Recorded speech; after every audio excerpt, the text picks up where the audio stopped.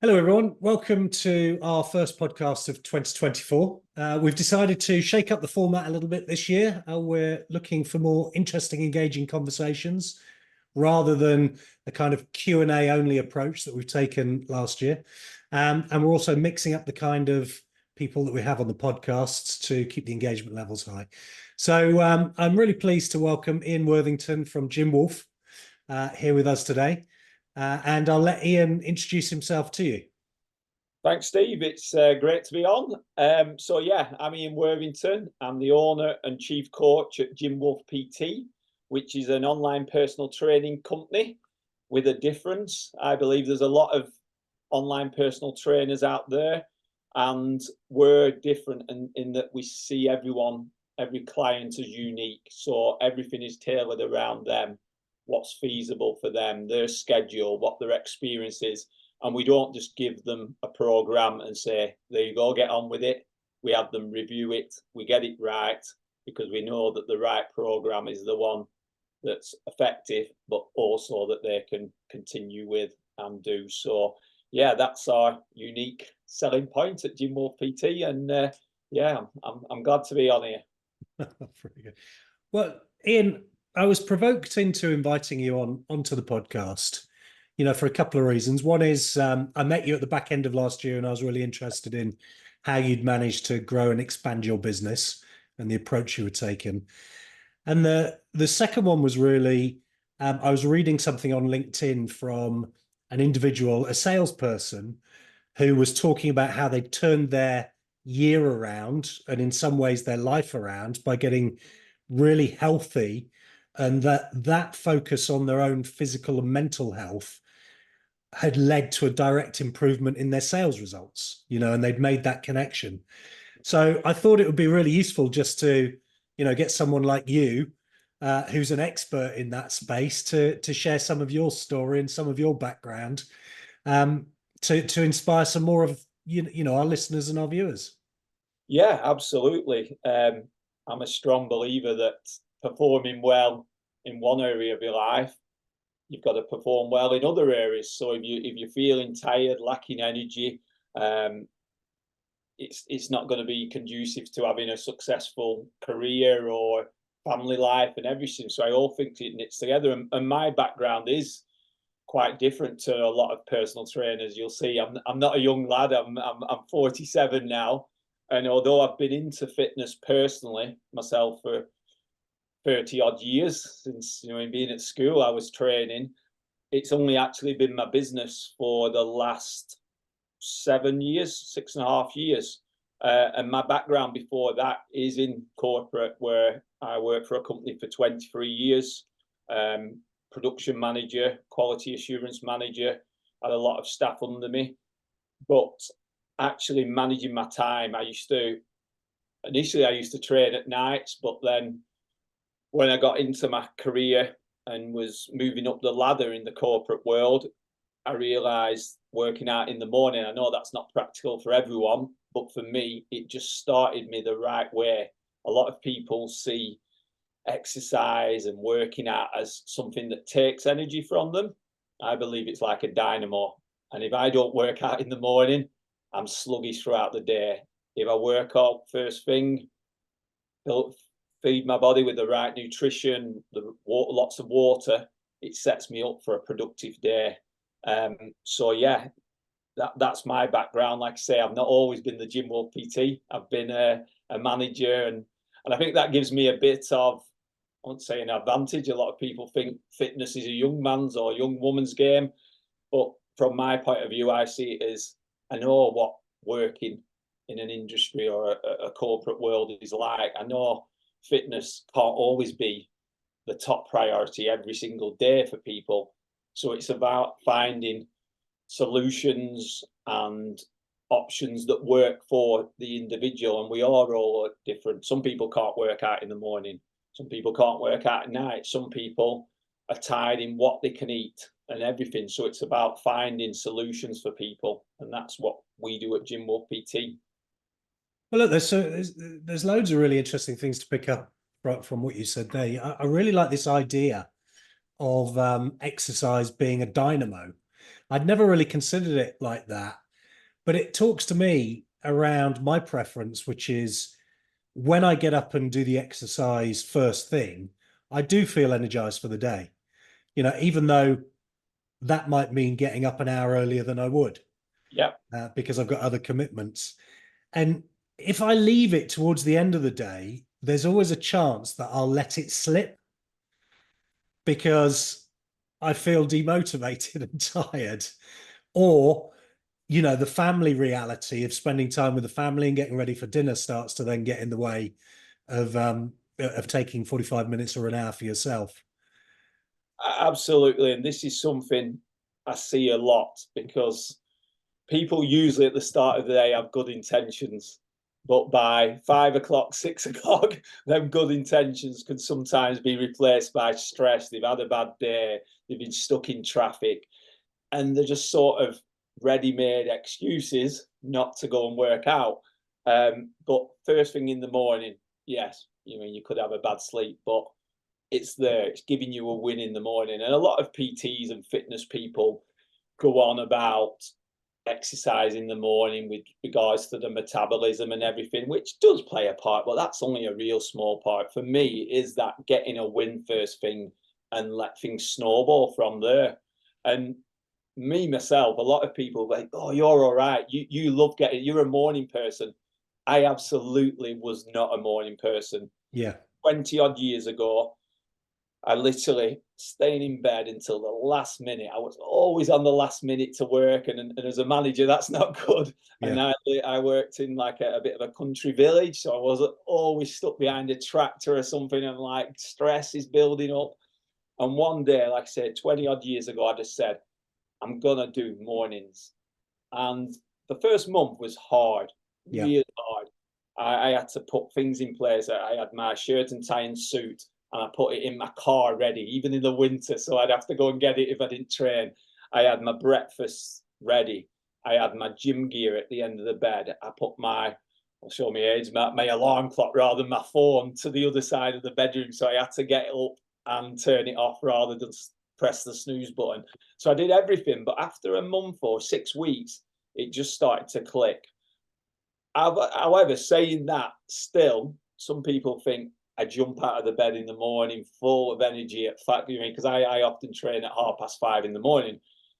I really at 5 o'clock when my alarm, well, I don't always need an alarm now because I just automatically wake up, but I don't always feel like, yes, I want to get up and I want to go out and train in this cold weather and it's raining or it's icy out there.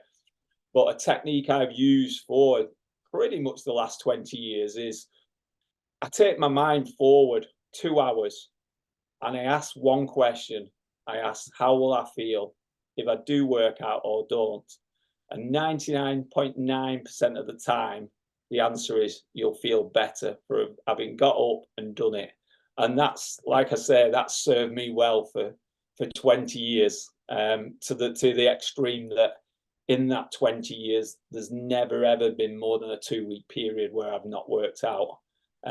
So to me, that's not, like I say, feeling energized in the morning, feeling just being a person who's up for it. That's the discipline of saying, focus my mind on how I'll feel after, not how I feel right at this minute. Yeah. Look, I think that's really great advice. And, many of our audience are going to be in the sales world. And I think there's a couple of things that emerge for me. One is, you can get ahead of your day by getting up and doing that bit of exercise, whether that's 20 minutes, 30 minutes, 45 an hour, whatever you've got the time, the inclination to do. That dynamo analogy you use is going to rev up your engine to hit the day in a more positive way. So you're gonna feel you've got that energy. You're already winning. I think Yeah, I think the other area that springs to mind is that sometimes in sales there are parts of the job that we don't always like to do, like every job. yeah, yeah. And let me put prospecting out there as maybe one of the things that isn't always a salesperson's favorite activity. But prospecting, in my opinion, is like exercising, right? You put the investment in, it doesn't always pay off today, but you'll feel better after you've done it and you'll start to see the reward in Absolutely. a week, a month, 3 months, 6 months. Yeah. The reward comes afterwards. And a bit like prospecting and exercise, if you skip prospecting, right, you start to feel worse. Yeah. Yeah. And your results are worse. Yeah. So I just find the correlation between that healthy mind and the discipline of exercise and the discipline of sales, really tight. Yeah, they're closely aligned for sure. And I think that's the same with most things in life, isn't it? If we go for the immediate satisfaction, what gives us that, wow, the chocolate bar or and again, I'm not anti-chocolate, I'm not anti-alcohol, anything, but if you're doing it too often where you're reaching for that quick, something will give me joy, but the long-term expense, it's not the best. Whereas exercise, a lot of people say, oh, I'm going to exercise when I feel like it. You'll really suddenly jump up and go, I feel like it. But when you start exercising, you start to feel like it. Yeah. That's the thing. And it goes back to people real basic where they say, go out and run for 100 meters. And people really run for 100 meters because once they get to that 100 meters, oh, I can do a bit more. And it is about building that momentum in fitness, in sales, in everything. Yeah. I have it's a similar rule, but I have a first 10 minutes rule.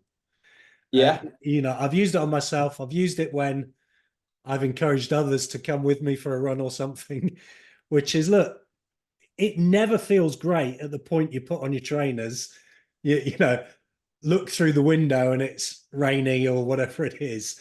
Yeah. And it rarely feels great in the first minute or two. But once you've sort of got into it a bit, then you go, well, I may as well stick it out now because I'm actually enjoying it. Yeah, absolutely. And that is a mind thing because it depends how you look at things, isn't it? For example, like I say, me going to the gym in December, if I look at it in real detail, I could think, right, I have to get up, I have to get my clothes on, I've got to have something to eat, I've got to go out, defrost the car, I've got to drive, there could be some traffic accident. You can just build that thing. I have to put my stuff in my locker. I have to, if you look at it like that, it sounds horrible. Or if you look at it and say, in 10 minutes I'll be working out, or 20 minutes I'll be working out and start feeling good, and the endorphins will be showing, and I'll feel great in 2 hours' time. That's a different way to look at it, isn't it? Completely. Absolutely. And the other thing I've found, because my own exercise, I've settled on triathlon as being my core, physical activity. And although I didn't always enjoy all three disciplines, I tended to enjoy running more than cycling or swimming. I've found joy in all three now, which means that even though it's still not easy all of the time, I do try and do them with a smile on my face. Yeah. And, I think, again, to draw a clumsy connection to sales, I think actually there are many different ways that we can approach our sales role. And there are some things that maybe we don't enjoy, as much as other things. But if we can find the joy in them, or if we can find reasons to do more of those things that are joyful, we're more likely to want to do them. Absolutely. Absolutely. It totally is the way you look at things, isn't it? If you look at the negative in anything, you can find it. If you look at the positive in things, you'll probably find it as well. Yeah, indeed. Let's go back a little bit because I'm interested in your story. You mentioned that you'd spent 20 plus years in the corporate world. It feels like you had some sort of epiphany and went, okay, I need to change this for myself and those around me. Yeah, not so much an epiphany. It was more finally shook myself and woke up, because going back to my early years, the plan was always sports, fitness. I did my A levels and I did sports studies. I had thoughts of being a PE teacher, and then sort of life took over, and I just ended up going to a job interview. I don't know if it was because my mum was saying, "Oh, you're not just hanging around the house." I decided at first I was going to go to university. And then I decided against it. I think I was going to have like a year or so of just, I don't know if it was traveling or just going out partying. And my mum put a stop to that. And I just sort of fell into, I won't say fell into a job because it was a good job as a lab technician. And the company was great. They backed me. I've got my degree. I've got numerous qualifications there. But I sort of started moving the ladder up into first supervisor roles, then management roles. And it sort of took away what my dreams were, in the fact I never really thought about them. I just got in the thing of I just want to go higher and higher and higher. And it was only when I was coming up to 40, I'd had a few times where I think, oh, I need to do something different. But I was coming up to 40 and I remember it vividly. I was sat in a meeting with the managing director, and we used to have a weekly meeting, and it was either business is going great, we need to bring new people in, or business is going bad, we need to cut staff. And I just thought, is this me? Is this what I'm going to be doing till I retire? And I thought, I don't want to do this. But like I said, I was coming up to 40. I had 2 kids at the time. I've got 3 now, married, mortgage. I couldn't just quit. But I knew, I went home that night and I just thought, I've got to do something different. But what can I do? And everything just came back to fitness, health, helping people. That's what I should be doing. That's what I want to do. And it just became so clear. And what I actually did, I put a pin on a calendar for a certain date, and I thought that is when I'm going to leave the company and go and do what I wanted to do. And it wasn't easy, and I was setting things up on the side. I was working at weekends. I went and got all my PT qualifications at weekends. Yeah. I actually did my exam to become a personal trainer on the morning my daughter was born. So my daughter was born at 3 a.m. and I had the exam at 8 a.m. So I was pretty tired, but so yeah, and I set that up, and strangely enough, a month before the date that was on my calendar, I thought I was a million miles from leaving, but I did. I left that date, and the rest is sort of history. Yeah. Brilliant. And where did the how much time had your random pressing of the pin in the calendar give you from, It wasn't random. It was a year. It was a year. Oh, it was a year. Okay. It wasn't. Yeah. I mean, I wasn't. I put pressure on myself, but I knew there was a lot of things to sort. I mean, Yeah. I was a manager. I had a good salary. I had good things. It was. Yeah. Yeah. Like I say, the company I worked for was a good company. It just wasn't what I wanted to do. But I was realistic. I wasn't going to give myself 2 weeks or a month or anything. I had to get it right, and I did. And don't get me wrong, when I actually finished, it's quite daunting for having a set salary and all the other things, and yeah, to suddenly being on your own and thinking, right, I have to still pay the bills, still look after the family, still make sure they go on holiday, and you've got to build this business. So yeah, it's not been easy, but it's been good, and it's been eye-opening. Yeah. Well, my story is not dissimilar in that I was working, for corporate organizations, and then at a point decided to switch over and set up my own business, doing the sales training business. We work in a similar space. We're educating adults. It's just you focus more on the physical aspects, and I focus more on the training, the sales training aspects of it. And I remember, when I decided to set up my business, at the same time, my wife was pregnant, and we'd made a decision that maybe she wasn't going to go back to work. And so it wasn't just the pressure of one salary, it was the pressure of 2 salaries. But there was no safety net. It was, we better make this work. And there is some strength and power to, that determination that you've got to make it work. Absolutely. And again, coming back to fitness, there's really never going to be a perfect time to start a fitness journey. There's never going to be a perfect time to really start a business or completely transform your life, because there'll always be stuff, won't there? There'll always be stuff there, some big things, some small things, but sometimes it's just a matter of saying, right, this is what we do now. And more often than not, when you go in with that mentality, it tends to work. Yeah. I love the from a coaching perspective, I love the idea of the question, what if? Because often we're either held back or empowered by what if thoughts. What if I leave my job and I fail, to generate what I need from this new business? Yeah, yeah, That's a negative mindset. Um, the alternative could be, what if I stay in this job and I continue to feel like I haven't followed my dream? absolutely, yeah.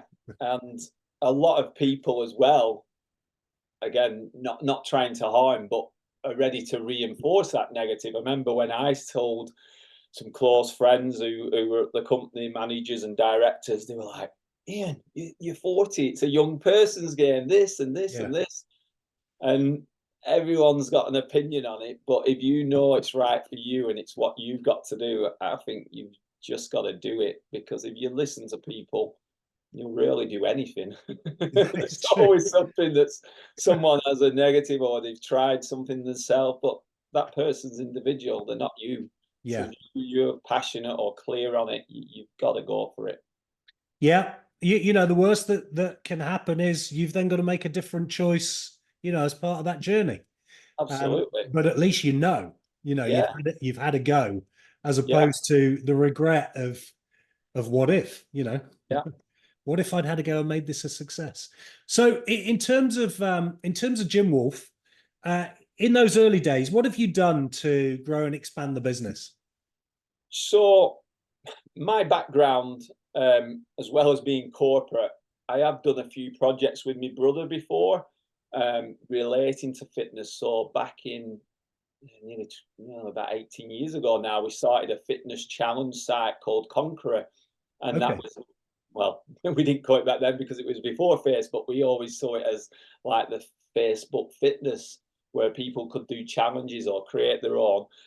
But that instilled in me the power of social media Yeah. and the way things are going. So I put a lot of effort into building up my Instagram, my LinkedIn, my Facebook. And although once I did finish working in the corporate world, I had quite a long period where I did a lot of one-to-one in-person training at a gym. The online was always where it was going to go. That was my goal, not just work with people around the area I'm in. The online opens it up to the UK and to the world. Yeah. And I'm training people now, not just in the UK, training people in America, Australia, India. I'm even training a guy in Fiji, Right. which I'm wishing was in person. But Yeah. so that was where I knew a lot of focus had to go. And but it is a slow burner, social media. Whatever you see out there, people saying, oh yeah, just post once a day and within a few weeks you'll be fine. It doesn't work that. And I've consistently put things out there for 7 years. Yeah. And it's the old curve, isn't it, where it's slow, slow, slow, and then you start to get the traction. I think a lot of people, not just in personal training or fitness, but in all industries, put things out for a little bit of time, don't see any results, and say this doesn't work. I knew it did. I'd seen people who'd done it, and like I say, that's where I put a lot of my focus in the early days, without seeing too much. Like I say, that's why I had to do. I enjoy the one-to-one. I enjoy working with people in person, but that wasn't what the route was going to be, because if I was working, I mean, there's only so many hours a week you can work in a gym. Even if you went crazy and did 60, it's Yeah. not scalable. Yeah. So yeah, that's where my focus in the early days was, getting a lot of content out there. Some of it was rubbish, there's no doubt, and I wouldn't say I'm an expert now, but it steadily got better. But the consistency has been there, just like with my training. 30 years of training, 7, 8 years of consistent posting. It's all about that consistency and discipline. Perfect. Look, so some great advice in there as well, in terms of going.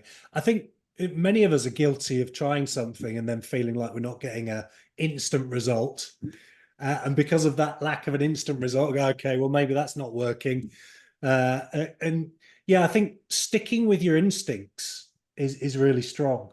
Yeah, My wife mentioned to me the other day, which I'd forgotten, um, because I was looking at some marketing stuff, and I sometimes second guess myself or defer to higher authority. And she said, "You've got a marketing degree." And I have got a marketing degree. It was business studies, but I majored in marketing. And I got a yeah, postgraduate diploma in marketing. Now, some of it is definitely out of date, but actually, it inspired me to think, "Oh my goodness, I've got to trust my instincts more." yeah, I yeah, have got that capability. It is in there, even though I spend most of my time talking about sales these yeah, days. yeah, Marketing is such an important part of being absolutely. successful. You need both bits to be successful Yeah, around it. Um, in terms of setting a goal, having the discipline to then go and achieve that. What I've found is that if people set goals outside of work for themselves, they tend to deliver inside work as well. I don't know if you've also come across that. well, absolutely. I think it's like with most things, if you get in the habit of something in one area of your life, the rest fall along with it as well. So setting goals in your work life can lead on to setting goals in your private life and vice versa. So yeah, absolutely. And the power of setting a goal is a real power. But again, in fitness, the goal, it really has to be either inspiring or sometimes it can even be a negative. It's like, if I don't do this, what is Right. the meaning? But too often, and this is something I talk to my clients a lot about at the start, they'll just say things like, "Oh yeah, I want to lose a stone. That's it." Which, don't get me wrong, that's a decent enough goal, but is that really exciting? You mean you can lose a stone and feel horrible, or you could stay the same and feel great, or you could. There's a lot more appealing things, isn't there, than just Yeah. a number on a scale. So I think with goal setting, it is powerful, but it's got to be something that, like I say, either inspires you really. It could be as, I mean, people might think it's a bit vain, but being on a beach on your holiday in 6 months' time and looking at yourself and feeling good, or it might be doing some events, or it might be whatever it is, but it's got to be appealing. Or, like I say, the flip side of that, it can be a negative. If I do not, if someone's really has got a health risk, and if they don't change the ways in a certain length of time, that can also be a good goal as well. Yeah. Yeah. And what about the language of goals then? When I'm coaching people, I will I will suggest to them that the goal has to feel important enough Yeah, that they're willing to put in the work required to achieve the goal. If it's not important, they don't care enough about it, yeah, they'll often fail. yeah, yeah. Well, I mean, you've probably seen me on social media. I've got a lot of booklets, but I've got a lot on goal setting and mindset with a number of exercises that go along that. Because yes, it's got to be that. It's got to be exciting or pull them, rather than just like, wow. You mean, because the moment you set a goal, you might say, right, it's appealing then. It's got to be appealing on them days when you're not feeling it, when it is dark and raining outside, or you're out, or your friends are saying, come on, let's go out and go on drinking or whatever. So yeah, it's got to be something where you say, wow, once I achieve that, I'm in a good place. So, talking of goals, Ian, what's your big goal for 2024? So in terms of GymWolfPT, there's going to be a lot going on in 2024. We're having pretty much a revamp of not just the website but the marketing, because I've come to the realization a long time ago that it is very, very dependent on me. And although I love being the face of GymWolfPT and will continue to do that and get involved with clients, a lot of the background stuff, which I don't enjoy, which I'm not very good at, has still fallen to me. So I've got a project going on with a number of people where there's going to be a complete overhaul of how it's marketed, how it's presented. So exciting times, and there's going to be, we've released some new programs, and there's going to be some other new programs to pretty much cover the full spectrum, from quite low end with quite limited accountability programs right through to high end programs that give it all. So yeah, it's, in terms of the company, it's going to be a busy but fun 2024. How about yourself, Steve? Any big goals? Big plans, yeah. Watch this space for a bit of a reset of our own. So coming soon. I don't want to say any more than that, but yes, we have big plans for 2024. I don't know. There's something about 24, more in 24, sort of has a ring to it, doesn't it? So it does indeed, yeah. Yeah. If 23 was a tough year, which I know it was for many years, 24 I have higher hopes for. So yeah, we'll keep talking. And where can people find you? They can find me a lot of places. So I'm pretty big on social media. Well, I'm on a lot of social media. So I'm on LinkedIn under Ian Worthington.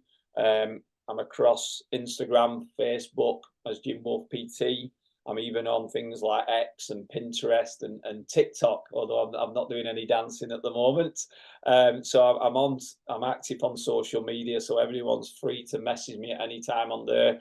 And then if they want to see my website direct, it's gymwolfpt.com. And if they want to send me an email, it's ian@gymwolfpt.com. I'm always ready to hear from new people. Brilliant. 24/7, dynamo. Yeah.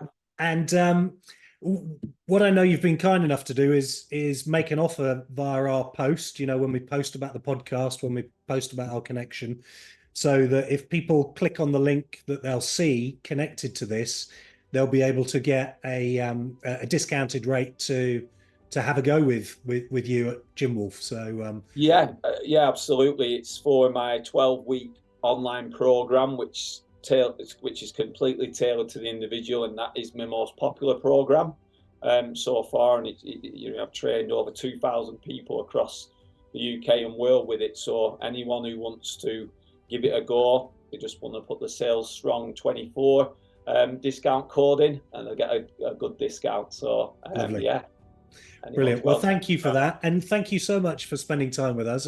It's been a great conversation. I've learned so much about you and your business, and I'm sure our listeners will enjoy the conversation. No, thanks for having me on, Steve. It's been brilliant, and I love what you guys at Salestrong do. So yeah, it's a good fit. Always glad to speak with you. Brilliant. See you soon. Cheers, Ian. Cheers. Bye. Bye-bye.